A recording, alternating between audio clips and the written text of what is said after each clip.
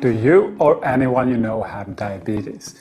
If so, watch this video. It's about how you can revolutionize your blood sugar control through a simple lifestyle change that should be obvious, but that many doctors still don't understand. In a few minutes, you're gonna know more than they do. Diabetes, regardless of type, means that you often have too much sugar in your blood, right? It's simple to measure by pricking your finger and using a basic blood sugar monitor like this one. Now, where does the sugar in the blood come from? From the food we eat, from a certain specific type of food we eat, and that has a great significance for what's happening in the world. In the 80s, there were 30 million type 2 diabetics in the world. How many suffer from diabetes today? 13 times more people. And the situation is rapidly worsening. There's soon going to be more than 500 million people, probably many you know. It's a total disaster, as it's considered natural that people with type 2 diabetes get sicker every year, getting long-term complications like blindness, dementia, damaged kidneys and dialysis, heart attacks, amputations. So, a worldwide explosion of diabetes and disease. Why? The dietary advice that we are giving to diabetics is the problem. The base of the food pyramid consists of starchy foods like bread, pasta, rice, and potatoes. And starchy foods are broken down in the stomach to pure glucose. As it's absorbed into the blood, it's called blood sugar. That's where sugar in the blood comes from. And we're recommending that diabetics eat a lot of what turns into sugar. Now, why? Not because studies have shown that this is any good, but only because we thought it was good, or at least less bad than fat, which we've been afraid of for no good reason, it turns out. But when we thought that fat was dangerous, we had to give this crazy dietary advice to diabetics because you have to eat something. And the My Plate model for diabetics is similar. Most of it becomes sugar in the stomach and it raises blood sugar a lot. This is crazy. It doesn't work. And this is the reason that diabetics today need lots of drugs to keep blood sugar down, because it's gotten high unnecessarily.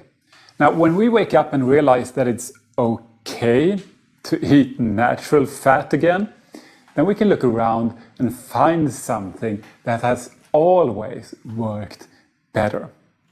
A century ago, for example, before we became afraid of fat, before we had modern drugs to conceal these problems, at that time you only had one thing to help diabetics: good food.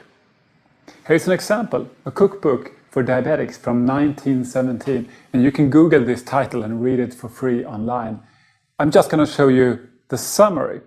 2 pages showing what diabetics should eat to the left and what they should avoid to the right. I'm going to start with the right page, what diabetics should avoid. And number 1 is sugar. Number 2, foods made with wheat flour and starchy foods. And then examples like wheat flour, bread, cookies, rice, and macaroni, meaning pasta. And the title of the page is Foods Strictly Forbidden. On the contrary, this is now the base of the food pyramid, the biggest part of the My Plate model, while we're having an explosion of diabetics who are getting sicker and sicker. This is hardly a coincidence. To the left, we find the recommended foods. High-fat foods like butter and olive oil, rich cheeses, meat, fish and eggs. And if you just add plenty of vegetables, this is identical to the advice that I give diabetes patients today, 100 years later. So what happens? Same thing now as then. Diabetics who try this always see their blood sugar improve. Often there's a huge improvement. If you don't eat foods that become blood sugar, you'll get a lower blood sugar. It's perfectly logical. Most people also lose a lot of weight, and they may be able to lower their medication or get off it and feel great. For an example, an older gentleman with type 2 diabetes who was a patient of mine, he could stop taking insulin injections. His blood sugar still improved even without drugs. He became lean again. He felt great. And every time he comes in for a follow-up, he says that he eats like a king. And I wish more people would get the chance to do so. In addition to this century of clinical experience, there are also a number of new scientific studies showing that a low-carb diet works very well. But if you don't wish to read a lot of studies, you can prove this for yourself in the simplest possible way. Again, you only need a cheap blood sugar monitor and 2 meals. This is a meal I had the other year, and this was before I read up on food photography. You should never use the flash, okay? But still, this was a great meal. A steak fried in butter, vegetables fried in butter, and homemade béarnaise sauce, meaning melted butter and egg yolks. So this is mostly butter, and it's like a nightmare for an old school dietitian. It's almost all saturated fat, with a bit of protein and extremely low carb. And as you have a bit of this food, you can almost feel your brain stop working from a lack of carbs. No, that's not the case. I'm sure you know this is just an old myth. Now, where was I? Yeah. Sorry. What happens to blood sugar when you eat this? Okay, this is the vertical axis. It shows the blood sugar between 70 and 100 is a normal fasting level, and then it can increase after a meal. And the horizontal axis is time after the meal, up to 6 hours. And here's what happened. It turned into a rather boring evening for me. I pricked my finger again and again. Nothing happened, okay? Blood sugar stubbornly stayed around 90. So if you eat almost no carbs, almost no sugar reaches the blood, and your blood sugar will stay where it was. This makes sense, right? As a contrast, I then went to the world's biggest obesity conference called the International Congress on Obesity. This is a gathering for 10,000 obesity doctors and obesity researchers around the world. Once every year, they go to some place on the planet, and in 2010, they were in Stockholm, Sweden. So I went there to see what I could learn. And ironically, I had the worst lunch I've had in a very long time. Here, they're busy bringing it out. And if you think it's impossible, you can look at the sign. It says International Congress of Obesity 2010, Stockholm, today's lunch. And here's the entire package you were given. Of course, there's sugar in the chocolate, and there's also sugar in the fruit. The energy comes from pure sugar, even if it comes packaged with good fibers and vitamin C. Now, the yogurt contains lots of added sugar, a total of 14 grams of sugar per 100. And this is going to make your tongue curl up if you're not used to it. And then there's wheat flour, starch in the sandwich. Perhaps you, as I, was hoping for something nutritious inside, but then you would have been just as disappointed as me. It was supposed to be a tuna sandwich, but this is truly a homeopathic dose. Doesn't count. So the meal was only sugar and starch, and here's what happened to my blood sugar. I was actually shocked myself that it went up to 180 in 1 hour. And then you can see that after 3 or 4 hours, it's below normal. And as you might guess, I had cravings. I wanted to go and get something unhealthy. But in the name of science, I didn't. And my blood sugar stabilized on its own anyway. This is a typical result. Foods like this will make you full rapidly and then hungry again rapidly. And that's when you need to snack all the time and then you gain weight. But this is still considered a healthy and normal blood sugar curve. Had I been diabetic, it could have shot through the roof, stayed there for hours while this sugar was eating away at the small blood vessels throughout the body, damaging organs long term.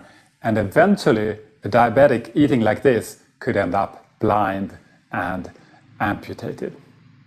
But surely nobody gives recommendations this stupid to diabetics.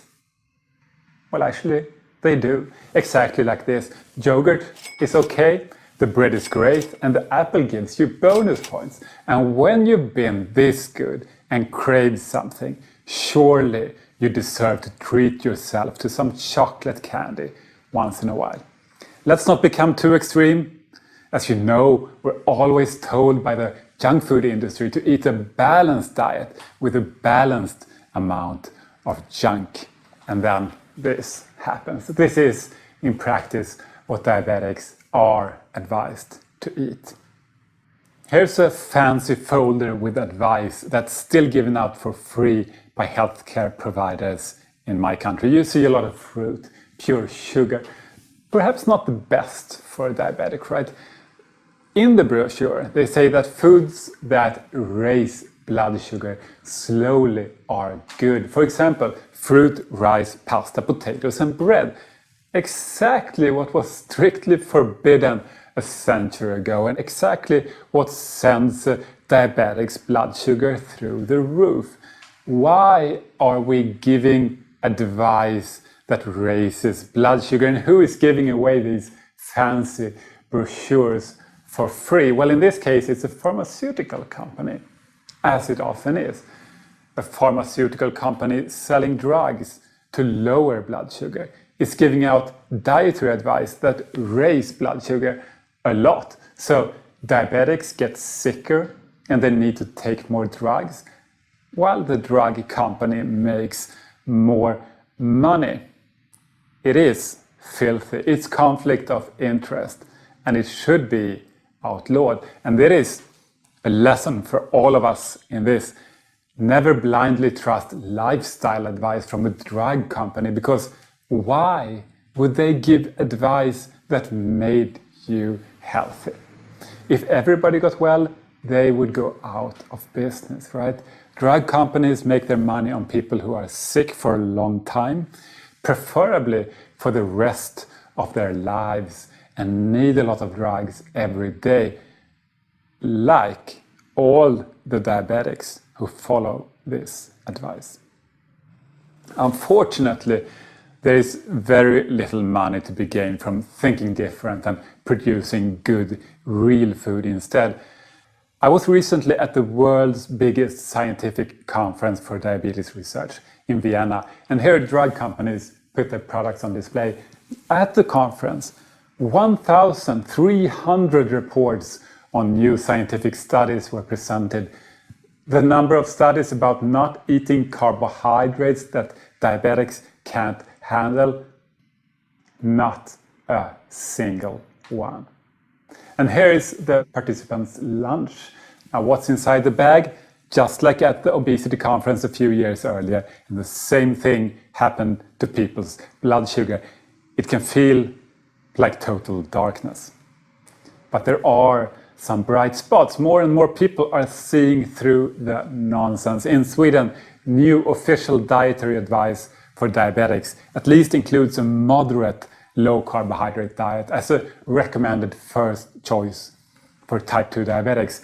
And a moderate low carb diet will at least provide moderately good results, which is a lot better than yesterday's bad high carb dietary advice. And in the fall of 2013, a large Swedish government expert review was released on foods for obesity.